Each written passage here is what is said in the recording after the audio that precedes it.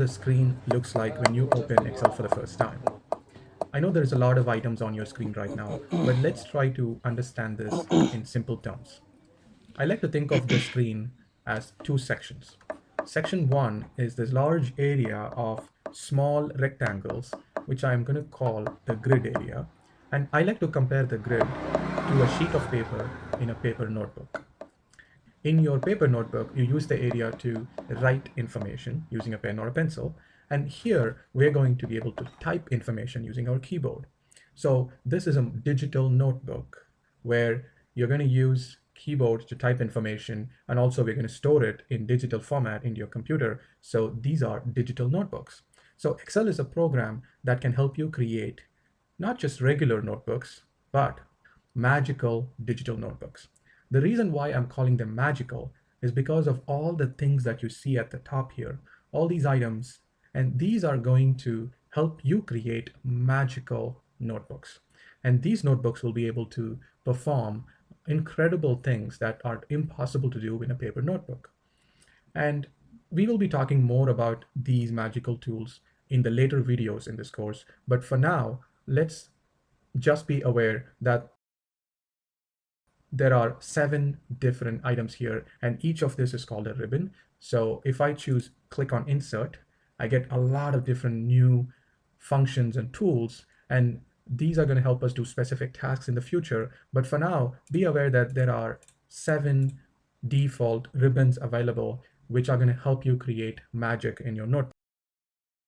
When you opened Excel, it has already created such a notebook for you, even though it is still empty at this point. And it has named the notebook as book 1. In Excel terminology, a notebook is called as a workbook in Excel terms. And each workbook comes with 3 worksheets by default. And these worksheets are also named such as sheet 1, sheet 2, and sheet 3. And you can compare these worksheets to the pages in your paper notebook. In Excel, you can create any number of additional pages or worksheets.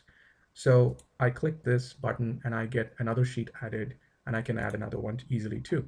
And I can also delete them by right-clicking and selecting delete. I will be able to delete them easily. I can also move these worksheets around in any order I would like to use it in.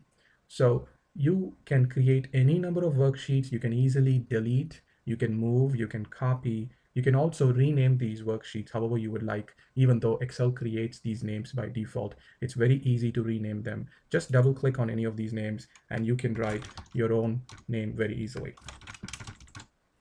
And if you'd like to keep this name, you have to hit enter. And if you don't like this name for some reason, you can just hit escape and you will return back to the original name.